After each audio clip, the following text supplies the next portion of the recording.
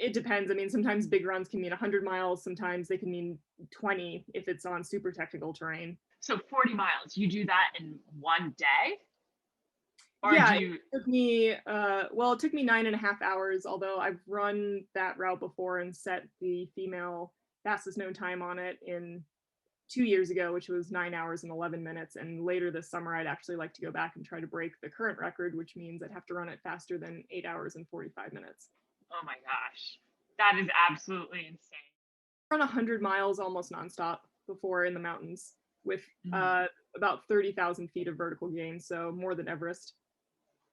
Wow. Okay. And do you do that when you do that, are you with other people or is that like a solo? That was a solo unsupported route I did last year and set the women's record and the second overall fastest time on it at the time.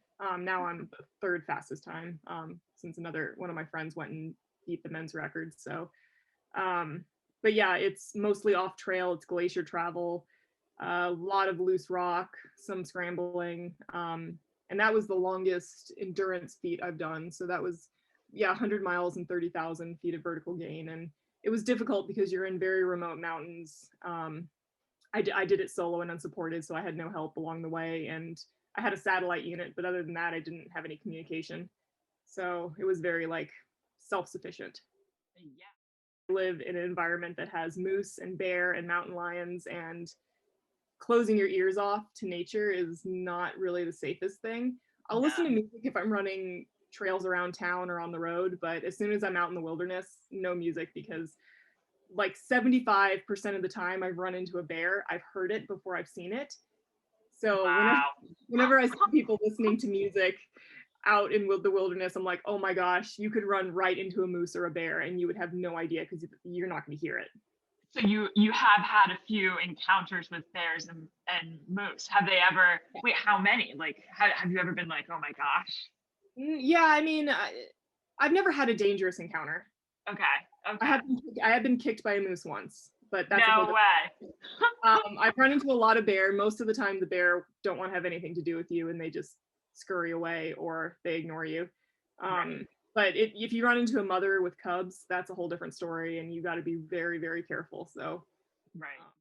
I imagine adding the extra layer of having to carry your backpack with you, like running and climbing adds a little bit of weight, makes it a little yeah, tougher. for sure, for sure. You got Yeah. to like be very intelligent about how you pack, and for things like the 100-mile route I did in the Wind Rivers, that took me 59 and a half hours, and I chose not to bring sleeping gear because I was trying to move as fast and efficiently and lightweight as possible. So Wow. instead I brought an emergency blanket, like one of those crinkly space blankets, so Hmm. that that was my sleeping scenario if I slept. And I only like ended up sleeping for about 30 minutes, and I was so cold it didn't really make a difference. But I think that a lot of girls are raised to be more careful than young boys are raised. So I Hmm. think that a lot of women hold back more than they need to, and they're not completely aware of how independent and self-sufficient they can be. You know, and that can be applied to so many different areas of life, not just like endurance and athletic things, but I think a lot of women are like, just told, be careful, don't go here by yourself, don't do this by yourself. And um, I think when you hear that so many times, you stop, you lose a bit of confidence in what you're able to do. So yeah, I think women can do absolutely everything and anything that men can do. What does it mean to you to live mighty when things become difficult or things like that?